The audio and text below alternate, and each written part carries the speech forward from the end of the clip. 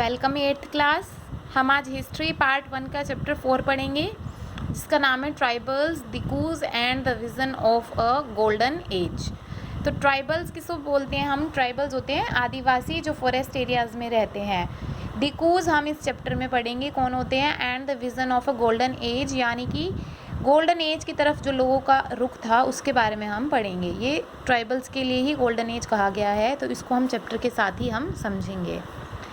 In 1895, a man named Birsa was seen roaming the forest and villages of छोटा Nagpur in Jharkhand. 1895 में बिरसा नाम का एक आदमी जो है वो फॉरेस्ट में घूमता हुआ नज़र आया, जो कि झारखंड के छोटा नागपुर विलेजेस में छोटा नागपुर की विलेजेस में घूमता नज़र आया। People said he had miraculous powers, he could cure all diseases and multiply grain। लोग कहते थे कि उसके पास कुछ चमत्कारी शक्तियां हैं, वो सारी बीमारियों का इलाज कर सकता है और अनाज को भी बढ़ा सकता है।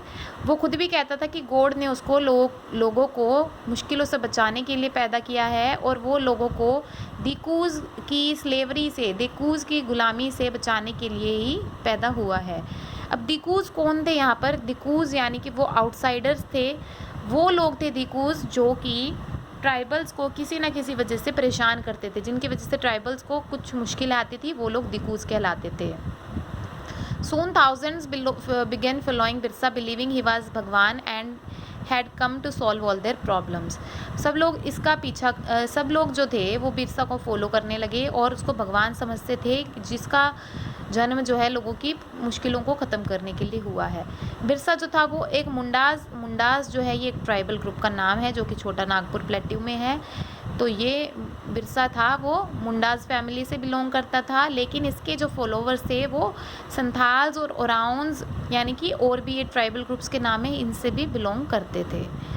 तो इस चैप्टर में हम पढ़ेंगे कि what problems did Birsa set out to resolve.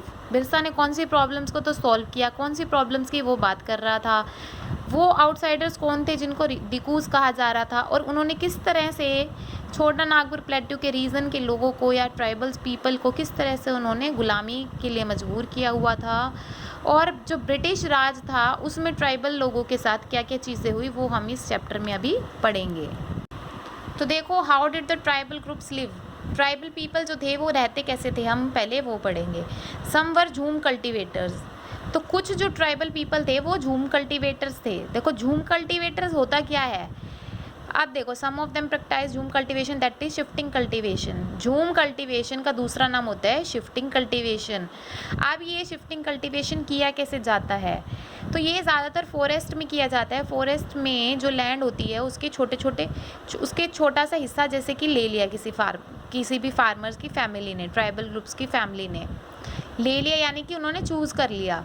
अब वो वहाँ पर क्या करते हैं, जितने भी पेड़ लगे हुए हैं उनको वो काट देते हैं, और जो बचता है काटने के बाद उसको वो जला देते हैं। जलाने के बाद उससे जो राख बनती है, जो राख होती है उसमें पोटैश होता है, जिसमें कि सॉइल को फर्टिलाइज करने की बहुत ज़्यादा कैपेसिटी होती है। तो अब वो क्या करते हैं, ये काटने के बाद, और वो राख बन जाती है, उस राख में वो बीजों को बिखेर देते हैं, और जब क्रॉप्स वहाँ पर उग जाती है तो उन क्रॉप्स को हार्वेस्ट करके और वहाँ से चल पड़ते हैं कोई और लैंड की तरफ, जहाँ पर वो फिर से यही काम करेंगे। पेड़ों को काटना, बचे हुए को जला देना, उस राख में बीजों को फैलाना, उसके बाद क्रॉप्स उगाना, और क्रॉप्स को काट के फिर से किसी और फील्ड की तरफ चल देना। ये जो काम था वो झूम कल्टीवेटर्स करते थे। तो अब ये काम करने से देखो क्या डिसएडवांटेज होती है कि उस लैंड को छोड़ना पड़ता है, क्योंकि वो लैंड को जला चुके हो और उसके बाद उस पर हम कल्टीवेशन भी कर चुके, तो अब वो लैंड जो है वो बंजर हो गई है। उसको खाली छोड़ना पड़ता है कि वो 5-6 सालों बाद, 10 सालों बाद अपनी जो है फर्टिलिटी को रिगेन कर ले। ज़्यादातर शिफ्टिंग कल्टीवेटर्स जो हैं वो हिली और फॉरेस्टेड एरियाज़ में पाए जाते हैं, नॉर्थ ईस्ट और सेंट्रल इंडिया के। इसके बाद नेक्स्ट है हंटर गैदरर्स। कुछ जो ट्राइबल ग्रुप से कुछ आदिवासी जो थे वो हंटर गैदरर्स थे, ठीक है। हंटर गैदरर्स क्या करते हैं, यानी वो एनिमल्स की हंटिंग करते हैं और फिर उनकी मीट को पका के खाते हैं, एक दूसरे में बांट के, और फिर वो खा लेते हैं। या फिर क्या करते हैं, वो कोई फ्रूट्स, वेजिटेबल्स, रूट्स जो भी उनको मिलता है फॉरेस्ट में उसको पका के खाते हैं। तो वो जो होते हैं वो हंटर गैदरर्स होते हैं। जैसे कि यहाँ पर बताया हुआ है, they extracted the seeds of the sal and mahua, तो खाना पका लेते हैं वो साल और महुआ के सीड्स में से तेल बना के। They use many forest shrub and herb for medicinal purposes, वो दवाई के रूप में कुछ शर्ब्स और हर्ब्स को भी यूज़ करते हैं, कुछ को वो लोकल मार्केट्स में भी बेच देते हैं। कुछ जो लोकल वीवर्स हैं वहाँ पर आदिवासी जो हैं वो लेदर वर्कर्स भी हैं, यानी लेदर की चीज़ें भी बनाते हैं। तो जो खोंड्स है ये एक ट्राइब का नाम है, जो खोंड्स ट्राइब है यानी खोंड्स आदिवासी है वो वीवर्स और लेदर वर्कर का भी काम करते हैं। When they needed supplies of kusum and palash flowers to color their cloth and leather, जब बाहर के कुछ वीवर्स को या कुछ लोगों को कपड़ों पे रंग चढ़ाने की ज़रूरत होती है तो वो जो हैं इन ट्राइबल्स को कांटेक्ट करते हैं, वो इनसे कुसुम और पलाश के फ्लावर्स लेते हैं ताकि वो लेदर को या कपड़ों को जो है वो रंग कर सकें। ठीक है, आगे देखिए। Some of them did odd jobs in the villages, carrying loads or building roads, while others labored in the fields of peasants and farmers. कुछ जो ट्राइबल्स होते हैं वो गाँव में चले जाते हैं कुछ छोटे मोटे काम करने के लिए, जैसे कि रोड बनाना या फिर कुछ बोझ उठाना या कोई भी लेबर का काम करना। तो इस तरह की चीज़ें जो हैं वो ट्राइबल ग्रुप्स कर रहे थे। इसके अलावा ट्राइबल ग्रुप्स जो हैं वो क्या करते हैं, ट्राइबल ग्रुप्स ऑफर needed to buy and sell in order to be able to get the goods that were not produced within the locality.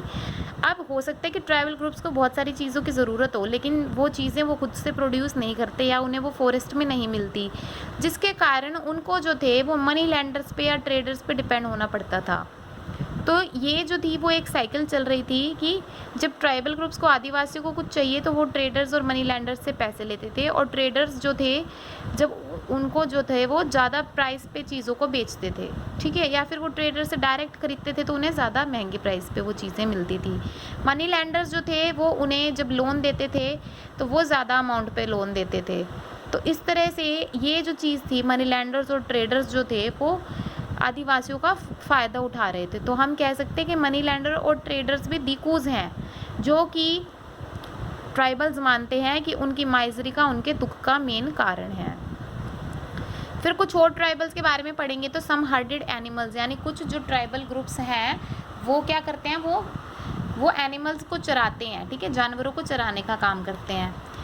Many tribal groups lived by herding and rearing animals. They were pastoralists who moved with their herd of cattle or sheep according to the seasons. तो कुछ जो tribal groups है वो क्या करते हैं, अपनी sheeps को या अपने कैटल को जो है वो चराते हैं सीजन्स के अकॉर्डिंग। जब एक जगह की ग्रास ख़त्म हो जाती है तो वो दूसरे जगह को मूव कर जाते हैं। कुछ एग्जांपल्स है कि पंजाब हिल्स में उनको वन गुज्जर्स कहा जाता है, आंध्र प्रदेश में उनको लेबदीज कहा जाता है, और कुल्लू के गद्दीज़ हैं वो शेफर्ड्स हैं, कश्मीर के बकरवाल्स हैं जो कि गोट्स चराते हैं। तो ये कुछ चीज़ें बताई हुई हैं जो कि हंटर गैदरर्स करते हैं। अब कुछ जो आपके ट्राइबल्स हैं वो सेटल्ड कल्टीवेशन करने लगे। इससे पहले आपने शिफ्टिंग कल्टीवेशन पढ़ा था। शिफ्टिंग कल्टीवेशन का देखो नाम ही शिफ्टिंग है, इसका मतलब है कि एक जगह से दूसरी जगह शिफ्ट किया जाता है जब कल्टीवेशन कर लिया जाता है। लेकिन सेटल्ड कल्टीवेशन में एक ही लैंड पे बार बार कल्टीवेशन किया जाता है। तो कुछ लोग धीरे धीरे जो थे वो प्लो का यूज़ करने लगे, हल चलाने लगे, उसी लैंड पे बार बार खेती करने लगे, उसी जगह पर रुकने लगे। यानी अब जो लोग थे वो ऐसा नहीं कर रहे थे कि एक लैंड पे खेती की और दूसरी लैंड पे चल दिए उस वहाँ पर खेती करके। अब जो थे कुछ लोग धीरे धीरे एक जगह पे ही रहने लगे, हल चलाने लगे, वहीं पे उनको उसी लैंड, जब आप एक ही लैंड पे बार बार खेती कर रहे हैं तो वहाँ पे लोगों को जो था वो कब्जा मिल गया, उस लैंड पे उनको राइट मिल गया। बहुत सारे केसेस में like the Mundas of Chota Nagpur, the land belong to the clan as a whole. जैसे कि मान लो छोटा नागपुर प्लेट्यू में जो मुंडास थे वो एक ही जगह पे रह के खेती करने लगे, तो धीरे धीरे वो पूरी लैंड जो थी वो मुंडास की हो गई। Very often some people with the clan acquired more power than others, some became chiefs and other followers. धीरे धीरे क्या हुआ, कुछ लोगों को एक, देखो क्लैन, हम एक ट्राइब की बात कर रहे हैं, क्लैन का मतलब ऐसे होता है परिवार, यहाँ पे हम बात कर रहे हैं जैसे मुंडा परिवार की। तो ये जो मुंडास परिवार थे, देखो जैसे इनको क्या हुआ, धीरे धीरे कुछ लोगों को राइट मिल गया उस लैंड पे, तो कुछ लोग चीफ बन गए, यानी वहाँ के मेन मुखिया बन गए, और बाकी लोग फिर उसके फॉलोवर बन गए। तो यानी अब जो चीफ रूल बनाएगा बाकी सब उसको फॉलो करेंगे। British officials saw settled tribal groups like Gonds and Santals as more civilized than hunter-gatherers और shifting cultivators. अब जो ब्रिटिशर्स थे जो इंडिया पर राज कर रहे थे वो मानते थे कि जो ये आदिवासी है, जैसे गोंड्स हो गए या संथाल्स हो गए, ये ज़्यादा सिविलाइज्ड है, यानी ज़्यादा सभ्य है हंटर गैदरर्स से या शिफ्टिंग कल्टीवेटर्स से। क्योंकि हंटर गैदरर्स और शिफ्टिंग कल्टीवेटर्स एक जगह नहीं रुकते थे। जब एक जगह पर खाना ख़त्म हो जाता था या उनकी खेती पूरी हो जाती थी तो वो दूसरी जगह चल पड़ते थे। तो इसलिए ब्रिटिशर्स को लगता था गोंड संथाल्स ये जो सेटल्ड कल्टीवेशन करते हैं ये ज़्यादा जो है वो ये ज़्यादा सभ्य हैं। Those who lived in the forest were considered to be wild and savage. They needed to be settled and civilized. वो मानते थे जो फॉरेस्ट में रहते हैं, इधर उधर जाते हैं, वो वाइल्ड और सेवेज हैं, यानी कि जंगली हैं, गवार हैं, और उनको भी सेटल्ड और सभ्य होने की ज़रूरत है। फिर है how did the colonial rule affect tribal lives. जो कॉलोनियल रूल था यानी ब्रिटिशर्स थे, ब्रिटिशर्स की वजह से आदिवासियों की ज़िंदगी में क्या बदलाव आए। What happened to tribal chiefs. ये जो अभी हमने पढ़ा कि कुछ लोग जो थे वो चीफ बन गए थे, मुखिया बन गए थे, बाकी उनके फॉलोवर्स बन गए थे, उनके साथ क्या हुआ। Before the arrival of British in many areas the tribal chiefs were important people. उनके पास इकोनॉमिक पावर थी। ब्रिटिशर्स के आने से पहले ट्राइबल चीफ मुख्य लोगों के पास जो थी वो बहुत ही इंपॉर्टेंट लोग होते थे। उनके पास पावर भी थी और उनके पास अपने अपने एरिया में उनका पूरी रूलिंग चलती थी, उसको वही कंट्रोल करते थे। कई कई जगह तो उनकी खुद की पुलिस होती थी, उनके खुद के रूल्स बने होते थे। लेकिन जब से ब्रिटिश रूल आया तो क्या हुआ, ट्राइबल चीफ्स की पावर एकदम से चेंज हो गई। ठीक है, उनको they were allowed to keep their land titles over cluster of villages and rent out lands, but they lost much of their administrative power and were forced to follow laws made by British officials in India. अब tribal chiefs कुछ ही जगह पर अपना rules चला सकते थे, उनको जो थे वो अब ब्रिटिशर्स की बात माननी पड़ती थी और उन्हीं के बनाए हुए रूल्स को फॉलो करने के लिए वो मजबूर हो गए थे।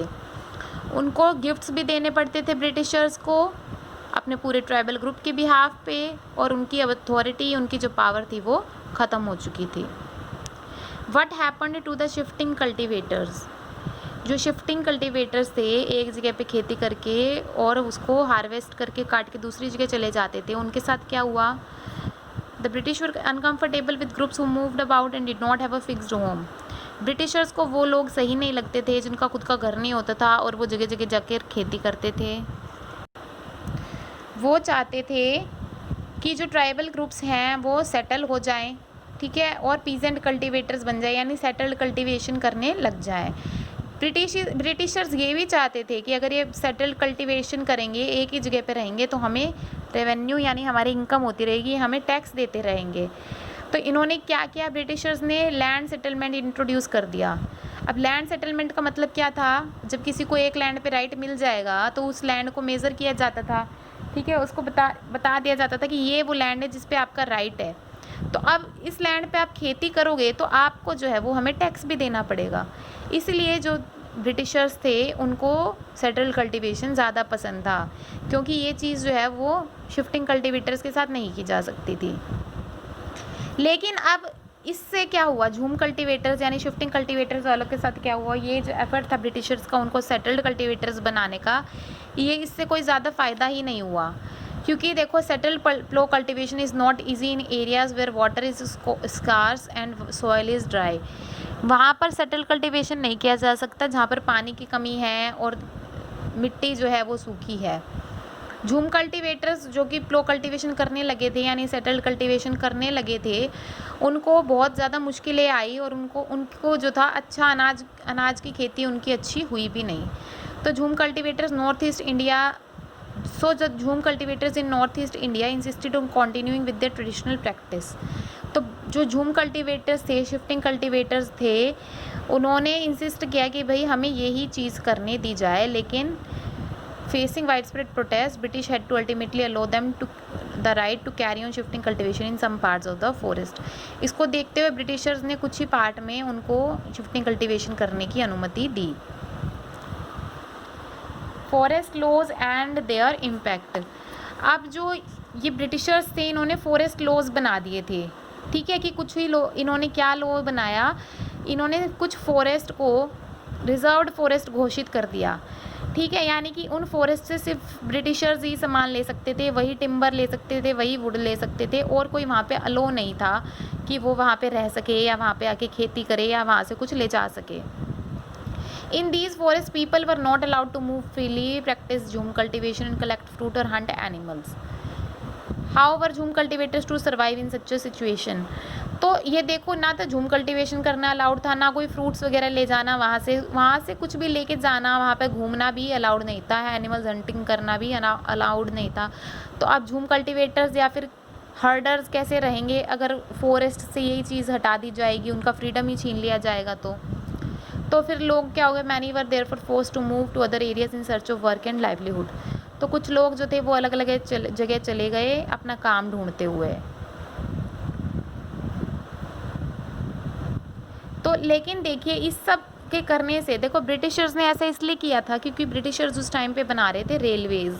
अब वो रेलवेज़ बना रहे हैं तो उनको लेबर कहाँ से मिलेगा जो कि सामान को इधर से उधर लेके जा सके, ठीक है, जो कि स्लीपर्स को कैरी कर सके। स्लीपर्स होते हैं रेलवे के लिए जो बीच में लकड़ी के फट्टे लगते हैं, ठीक है। तो इनको ले जाने वाले लेबर्स नहीं रहेंगे उनके पास अगर वो आदिवासियों को वहाँ से हटा देंगे। तो इसके लिए भी ब्रिटिशर्स ने एक उपाय निकाला। They decided that they would give झूम cultivators small patches of land in the forest and allow them to cultivate these on the condition। इन्होंने क्या निकाला आइडिया कि झूम कल्टीवेटर, इन्होंने बोला कि झूम कल्टीवेटर्स को हम कुछ पार्ट में रहने भी देंगे फॉरेस्ट के, लेकिन हमारी कंडीशन ये रहेगी कि उनको हमारे लिए, हमारे फॉरेस्ट डिपार्टमेंट के लिए उनको लेबर प्रोवाइड करना होगा, यानी कि उनको लेबर का काम करना होगा हमारे लिए। So in many regions, forest department established forest villages to ensure a regular supply of cheap labor। तो अब इन्होंने फॉरेस्ट में ही कुछ विलेजेस बना दी, उनको फॉरेस्ट विलेजेस बोल दिया, और उनमें झूम कल्टीवेटर्स को या हर्डर्स को रहने के लिए जगह दे दी। उनको बोला गया कि यहाँ पर झूम कल्टीवेशन भी कर सकते हो पर बदले में तुम्हें लेबर प्रोवाइड करना होगा।